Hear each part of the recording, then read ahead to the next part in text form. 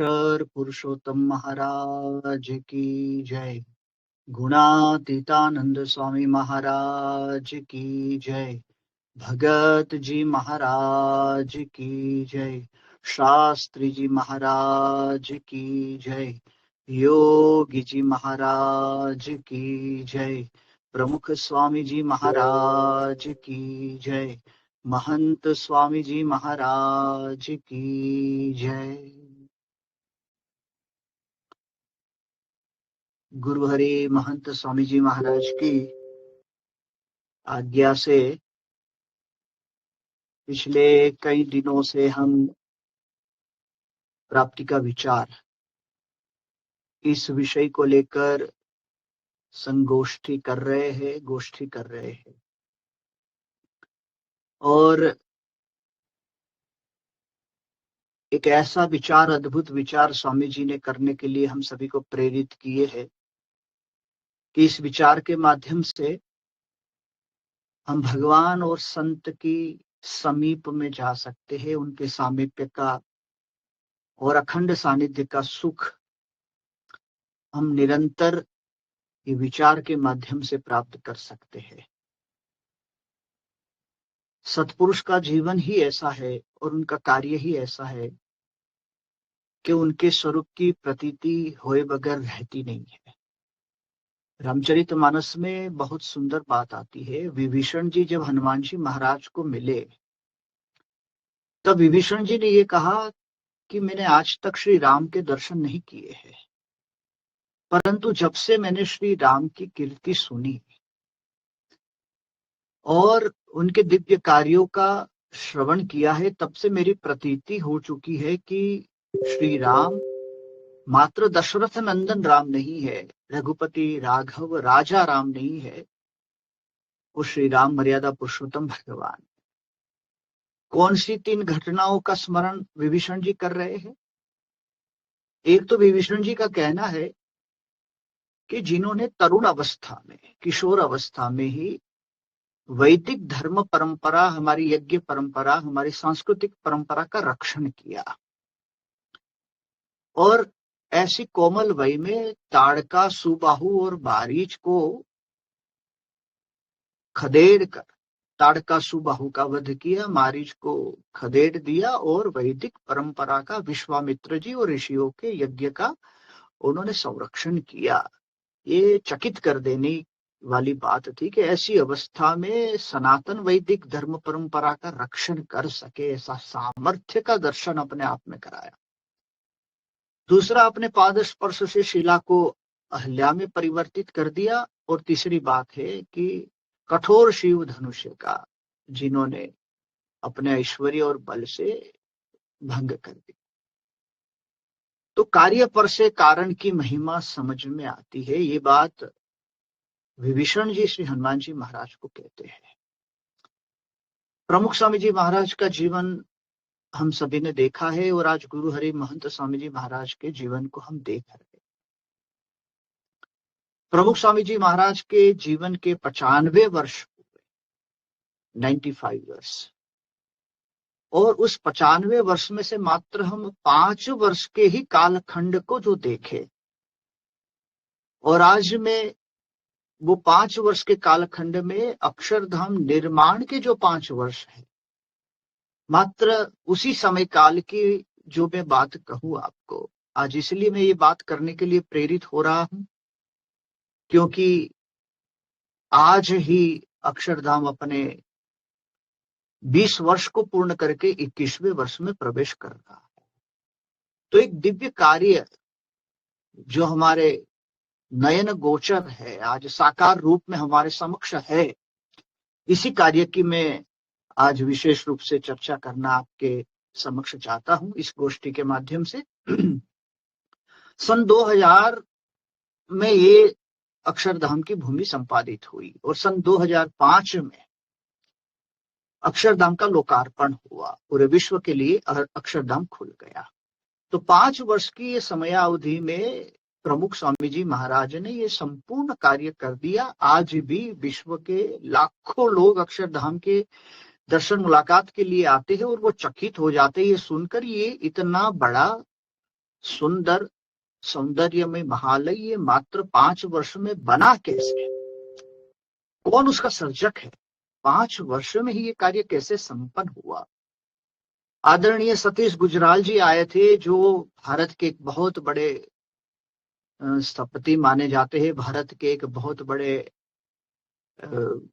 Artist है, और खास करके वास्तु निर्माण के अंदर उनका बहुत ही बड़ा योगदान भी है, और उनका बड़ा रसप्रद विषय उनके लिए है। उसके लिए वो अथॉरिटी माने जाते हैं भारत के अंदर। ऐसे वो सतीश गुजराल जी जब दिल्ली का अक्षरधाम देखा, और उन्होंने कहा कि कला की दृष्टि से, स्थापत्य निर्माण की दृष्टि से यदि जो देखा जाए, तो उनका कहना है कि मेरा मानना है कि ये कम से कम 50 वर्ष में ये कार्य संपन्न हो सकता है, परंतु ये 5 वर्ष में ही संपन्न हुआ। वो चकित कर देने वाली बात है। और उन्होंने कहा कि इसमें कोई दिव्य हाथों ने काम किया है, और आज भी वो दिव्य हस्त, उसका प्रभाव इस कार्य पर दिख रहा है। तो अनुभूति होती है कोई मानवीय हाथों से ये काम नहीं हुआ है, कोई दिव्य हाथों से ये काम हो रहा है। उनका ये मानना था। हमारे सोमपुरा एक विशिष्ट स्थपति माने जाते हैं, खास करके पत्थरों के काम में। उसमें बचूभाई सोमपुरा संलग्न थे इस अक्षरधाम की सेवा में। जब 8 नवंबर सन 2004 अक्षरधाम का आमलसाड़ा, जो सबसे ऊपरी पत्थर होता है, उससे ऊपर फिर कलश और ध्वजादंड, तो आमलसाड़ा का पूजन प्रमुख स्वामी जी कर रहे थे, और ये देखकर बच्चू भाई बड़े विभोर हो उठे एक ही विचार से। और उन्होंने वो विचार व्यक्त किया। उन्होंने कहा कि 8 नवंबर सन 2000 में अक्षरधाम का शिलान्यास हुआ, और आज 8 नवंबर सन 2004 में उसका सबसे ऊपर का पत्थर वो स्थापित होने जा रहा है। तो मात्र 4 ही वर्ष में संपूर्ण पत्थर का काम हो चुका है। और उन्होंने कहा कि स्वामी जी, आज तक हमारे सोमपुरा के इतिहास में हमने देखा नहीं है, मेरे अनुभव से, कि जितना नक्शे में हुआ हो उतना पत्थर में, शिल्प काम में साकार हुआ हो। ये पहली बार मैं चकित होकर ये देख सकता हूं कि जितना नक्शे में था वो सब कुछ पत्थर में तराशा गया है। ये सबसे बड़ी अजूबे की बात है। और फिर उन्होंने कहा कि ये काम करते करते हमारी 4 पीढ़ी चली जाए, वो काम मात्र आपने 4 वर्ष में पूर्ण किया। इतने विभोर हो उठे। उन्होंने प्रमुख स्वामी महाराज को कहा कि स्वामी जी, हमारे लिए तो आप भगवान तुल्य है। एक विचार से उनको पता चला कि ये सामर्थ्य कुछ अलग है, ये दृष्टि कुछ अलग है, ये कार्य की दिव्यता कुछ अलग है, और उसके सर्जक कितने दिव्य है, और कैसे सरल रूप से रह रहे हैं, सारे ऐश्वर्य को छुपाकर, ढक कर। और ये 5 वर्ष में पूर्ण हुआ। तो प्रभु स्वामी जी महाराज ने ये 5 वर्ष में मात्र और मात्र अक्षरधाम का निर्माण कार्य में ही अपना ये 5 वर्ष का समय कालखंड नहीं व्यतीत किया। इन्हीं 5 वर्षों के अंदर स्वामी जी ने क्या क्या किया है, एक अद्भुत कार्य किया है। इसी 5 वर्षों के अंदर सन 2001 से सन 2005 के बीच में प्रमुख स्वामी जी महाराज ने 7 शिखरबद्ध मंदिरों की प्रतिष्ठा की। साकरी में, धोलका में, भरूच में, दिल्ली का शिखरबद्ध मंदिर, जयपुर का शिखरबद्ध मंदिर, और अमेरिका का सर्वप्रथम शिखरबद्ध मंदिर ह्यूस्टन में, और तत्पश्चात शिकागो में। 7 शिखरबद्ध मंदिरों और 260 हरि मंदिरों की रचना, हरि मंदिरों की प्रतिष्ठा प्रमुख स्वामी महाराज ने की। 260, ये बहुत बड़ी बात है। आज इतने मंदिरों का निर्माण करना, एक भी मंदिर का निर्माण करना हो तो लाखों की श्रद्धा को संजोनी पड़ती है, और आस्था का साकार रूप होता है मंदिर। प्रमुख स्वामी जी महाराज ने मात्र 5 वर्ष में इतने मंदिरों का निर्माण कर दिया। ये बहुत बड़ी बात है। मंदिरों के निर्माण के साथ साथ कितनी चुनौतियां थी। उस समय भुज में भूकंप आया सन 2001 26 जनवरी को, और प्रमुख स्वामी महाराज ने समाज की सेवा में पूरे स्वयंसेवकों को जोड़े। हम जानकर आश्चर्यचकित हो जाएंगे कि 400 गांवों में राहत कार्य प्रारंभ हुआ। रोज के 40,000 लोग इसमें गर्मा गर्म भोजन, प्रसाद ग्रहण करते थे। और प्रमुख स्वामी जी महाराज की प्रेरणा से 4000 घरों का निर्माण, 4000 घरों का निर्माण, 53 जितने विद्यालयों की स्थापना स्वामी जी ने उस राहत कार्य के दौरान कच्छ भुज के क्षेत्र में किया। मानव उत्कर्ष और मानव सेवा के महान कार्यों इसी 5 वर्ष के दौरान प्रमुख स्वामी जी महाराज ने किए हैं। इसी 5 वर्ष के दौरान सन 2001 में 3 गांव गोद लिए उड़ीसा में चक्रवात आया था, वहां बनीपाट और चाकुलिया जिले में, और वहां 200 घरों का निर्माण किया और 2 विद्यालयों का निर्माण किया। इसी 5 वर्ष के दौरान सन 2004 में तमिलनाडु में सुनामी, एक विशाल सुनामी आया और चेन्नई से लेकर कन्याकुमारी तक के पूरे बेल्ट में प्रमुख स्वामी जी महाराज ने सेवा कार्य प्रारंभ किया। 2 गांव गोद लिए और वहां 245 घरों का निर्माण किया। इसी 5 वर्ष के दौरान स्वामी जी ने 2000 विद्यार्थियों रह सके और विद्या प्राप्त कर सके ऐसा श्रेष्ठ गुरुकुल सारंगपुर में स्थापित किया और 1500 विद्यार्थियों के लिए एक विद्यालय की स्थापना बड़ौदा में की। और स्वामी जी ने सूरत में 150 बेड की अति आधुनिकतम हॉस्पिटल की स्थापना भी इसी 5 वर्ष के दौरान किया। तब हमें पता चलता है कि स्वामी जी ने विचरण करते करते, गांव गांव में घूमते घूमते, प्रत्येक हरिभक्तों के पत्रों का प्रत्युत्तर देते देते और आध्यात्मिक रूप से अनेकों को प्रेरित करते करते, लाखों लोगों को व्यसन मुक्त करते करते, पूरे बीएपीएस संस्थान के अनेक प्रकल्पों को एक साथ सिद्ध करने के लिए जो पुरुषार्थ किया था सन 2000 से सन 2005 के बीच में, उसी दौरान ये महान अक्षरधाम का निर्माण। भूमि संपादन से लेकर स्वामी जी ने नक्शे बने, उसमें इतना पूरा मार्गदर्शन दिया। समय समय पर अक्षरधाम साइट पर स्वामी जी वर्ष में 2 बार, कई बार तो 3 बार यहाँ आते थे और अवलोकन करते थे, नक्शे को देखते थे, विमर्श करते थे, मार्गदर्शन देते थे, आशीर्वाद देते थे, प्रेरणा प्रदान करते थे।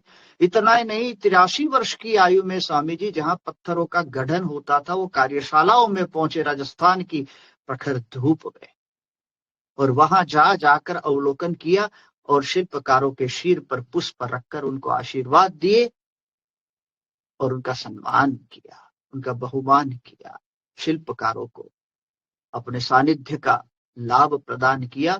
वो भी कृतार्थ और धन्य हो गए। ये कितना बड़ा स्वामी जी का महान पुरुषार्थ है। तब हमें पता चलता है कि ये महापुरुष जो कार्य कर रहे हैं ये मानवीय कार्य नहीं है, क्योंकि सन 2001 से सन 2005 का वो कालखंड प्रमुख स्वामी जी महाराज के 80 वर्ष से 85 वर्ष तक का कालखंड था। 80 वर्ष की आयु में उन्होंने ये कार्य प्रारंभ किया था अक्षरधाम निर्माण का, और 85 वर्ष की आयु में स्वामी जी ने इसका लोकार्पण किया। तो मैंने जो 5 वर्ष के कालखंड की अथवा कालखंड की चर्चा की प्रमुख स्वामी महाराज के जीवन से, वो उनके 80 वर्ष से 85 वर्ष के बीच के 5 वर्ष थे। आज 85 वर्ष का कोई भी आदमी अथवा 80 वर्ष का कोई भी आदमी संपूर्ण रूप से अपने स्वास्थ्य को लेकर ही चिंतित होता है और हमेशा उसका प्रयास यही रहता है कि निरामय स्वास्थ्य रहे। यही उनके जीवन का एक बहुत बड़ा लक्ष्य होता है। तब स्वामी जी ने अपने शरीर की परवाह किए बगैर सतत मानव उत्कर्ष के कार्य में अपने आप को इस प्रकार से प्रवृत्त रखे और इतना विशाल कार्य स्वामी जी ने किया। तो विभीषण जी कहते हैं कि ये कार्य कोई मानव का कार्य नहीं है, कोई महामानव का कार्य नहीं है, ये कार्य साक्षात भगवान का काम है। भगवान के सिवा ये काम कोई कर नहीं सकता। तो ये दृष्टिकोण रामायण हमें देती है। इसलिए हम सौभाग्यशाली है कि इतनी भगवान की शक्ति सतत जिसमें कार्य कर रही है, जो अखंड भगवान को धारण करके बैठे हैं, ऐसे गुरु हमें मिले। हम कितने बड़े सौभाग्यशाली। तो ऐसे संत का सानिध्य मिले, उनका दिव्य उपदेश मिले, तो हमें उसमें विश्वास आता है कि इतना सतत पुरुषार्थमय जीवन जिनका हो, मानव सेवा के लिए जो सतत निरंतर प्रयत्नशील हो, उसका विश्वास क्यों ना आए। और ऐसे संत की जब हमें उपलब्धि हुई है, जिन्होंने ऐसे कीर्तिमानों की स्थापना की, largest comprehensive Hindu temple in the world, सन 2007 में गिनीज बुक ने जिसको घोषित किया, ये दिल्ली का अक्षरधाम, तब हमें विश्वास आता है कि हम वास्तव में कृतार्थ हुए हैं, धन्य हुए हैं कि ऐसे सतपुरुष हमें मिले हैं। तो ये हमारा सबसे बड़ी हमारे जीवन की उपलब्धि है, बहुत बड़ी उपलब्धि। इसीलिए निष्कुड़ानंद स्वामी ने कहा, मानो मड़ी से मोटी बात, बहुत बड़ी उपलब्धि हुई है। और गुरु हरि महंत स्वामी जी महाराज ने भी हमें आदेश दिया है कि इस पद को रोज विचार सहित हम गाए। तो गुरु हरि के आदेश से इस पद का हम गान करेंगे और कृतार्थता का अनुभव करें। कैसे महापुरुष भगवान साक्षात जिसके रोम रोम में विराजमान है, ऐसे सतपुरुष की प्राप्ति हमें हुई है, जिनके अपार सामर्थ्य को हम मात्र उनके कार्य का विचार करें तो भी अनुभव कर सकते हैं।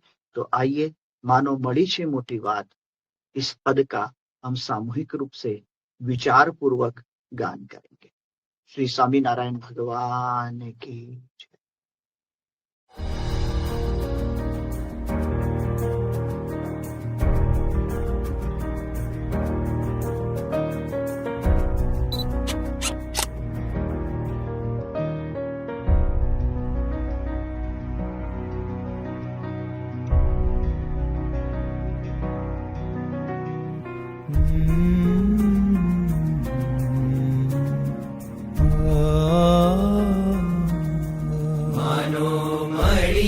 મોટી વાત હાથ આવી તે મહારે જોરે કરી જતન દિવસ રાત સુતા બેઠા સંભાર જોરે સાચો મળ્યો છે સત્સંગ અંગે અચડ કરી રાખજો રે રખે ચડે બીજાનો રંગ એવો દાપણ દોર નાખજો રે.